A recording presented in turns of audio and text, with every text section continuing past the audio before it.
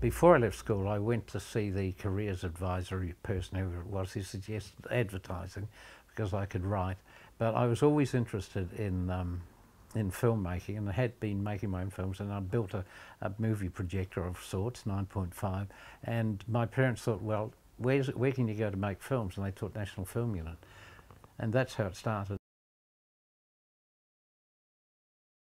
We thought we were making it for strictly screening for 6 months at Expo in Japan, and that would be it. When the whole film was finished,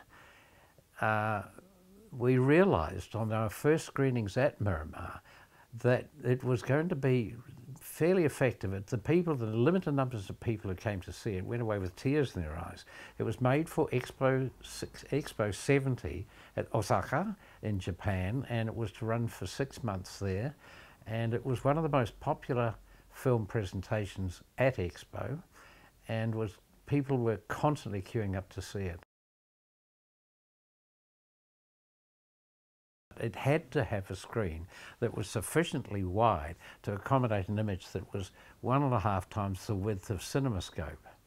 So you really needed a big venue, and we put it on. A special projection box was built in the ground floor at the embassy, which at that stage was empty, and it was supposed to run for a fortnight for a test. Well, it ran for about 3 months with people queuing up to go around the block. And then after that, the whole gear, the whole theoretical 19 tons of equipment was stripped and transported, and by the time they'd finished running it, it had been running for nearly a year over the 4 main centres, and over 400,000 people had seen it.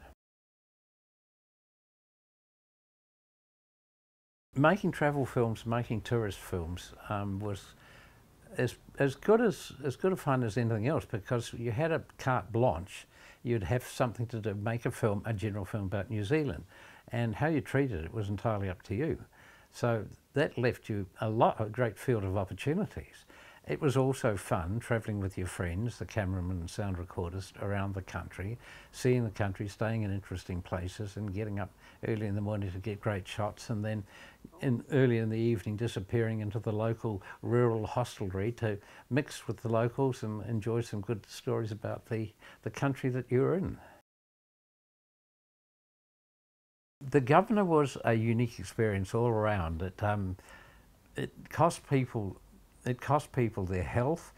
It nearly cost several people their marriages, and it also cost, according to common rumour, $4 million. It was a co-production between TV1 and the NFU. It was 1977, and I hadn't done any drama. Well, I'd done little bits and pieces, but nothing major. And I just got elected to be the director for the for the film unit episodes. It was completely unorthodox. Tony Isaac was a really charismatic guy, but he was also somebody who worked and just didn't stop. One memorable day, we'd been working all day. It was in the early days of pre-production, and the script was still being worked on, and at night we went to the TV1 club, and Keith Aberdein came in and various others. The bar closed at 10 o'clock. We went up to Tony's office, and consumption of strong liquor went on for some hours. And I remember Keith lying on the floor, dictating excellent, perfectly usable dialogue at 3 o'clock in the morning before he went off to catch a taxi to go home. Now those words ended up in the script and ended up in the production, despite his lateness of night and the alcohol having been consumed. Now there was no chance. I wasn't allowed to go home. We had a 9 a.m. production meeting the next morning.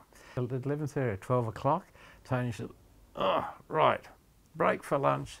So we went down to the club again, and Tony's lunch was 1 beer and a peanut brittle. He would go for 2 days without sleep.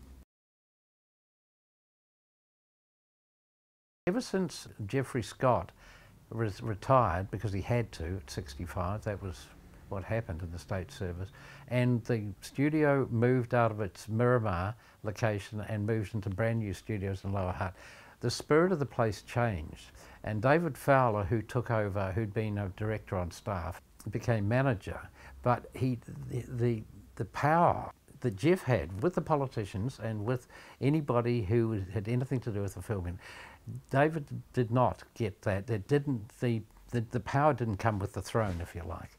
And there were people out to get the film in it, and ultimately they did.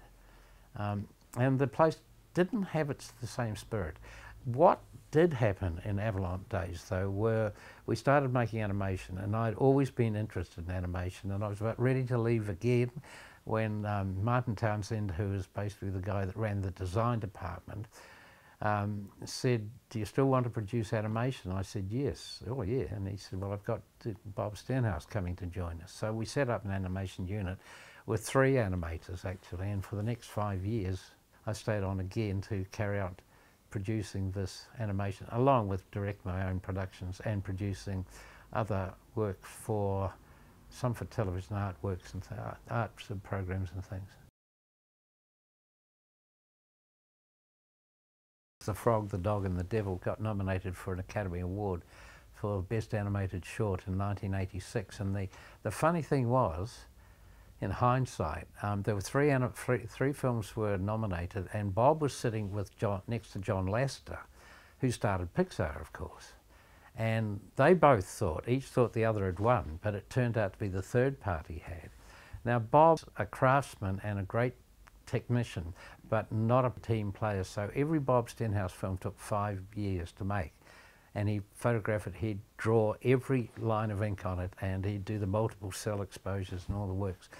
In the time when he was doing 5 years work on one film and other stuff, John Lasseter was busy making Toy Story and all that kind of stuff. It's desolate, it's lonely, it's windswept and it's cold, and people went up there. There was no way of getting up to the incline apart from on the incline itself, which went right up at 45 degrees at its steepest. Women went up there and never came down for 20 years. In the end, of course, they did put a road up there. In 1967, Brian Cross, who was a senior cameraman and a rail enthusiast, said, "Look, if we're going to make this film on the incline, we've got to do it now. It's going to close in August." Went to Geoff, Mr. Scott, he still was then, and told him what was going on. We wanted to film this last days of operation of this in this incredible township on this barren plateau. And Geoff's first response was, "We don't make films about things that are dying." So I told him the importance of it historically, the incredible engineering achievement of the incline itself, and the significance of the history, the pioneering history of it. And he said, "Okay, you can do it, go for it." And after we'd finished making it, I saved all the outtakes. And I went to the laboratory and I said, "Where are the trims?" And they said, "Well, we've thrown them out." And I said, "What? This history, you know, there's a lot of footage we didn't use there." And they said, "Well, it's only a magazine, cinema magazine. That's all we know." So I went to the manager, went back to Geoff and said, "I got all the outtakes of this and I proposed to keep them." He said, "Go ahead." So I did, and 25 years later, after I'd left the film unit and we'd set up Memory Line Productions with David Sims and Kit Rawlings and myself, the second one we made was on the Denniston Incline. We had all this footage that hadn't been used before, and David Sims had recovered from a bin that had been thrown out 4 of the 1/4-inch tapes of the incline in action, and those sounds, you couldn't recreate them. Well, you could, but it'd be, because they're so idiosyncratic, and they were Brian Shannon's original 1/4-inch recordings, and with this extra footage and this extra sound, we were able to make whole new sequences.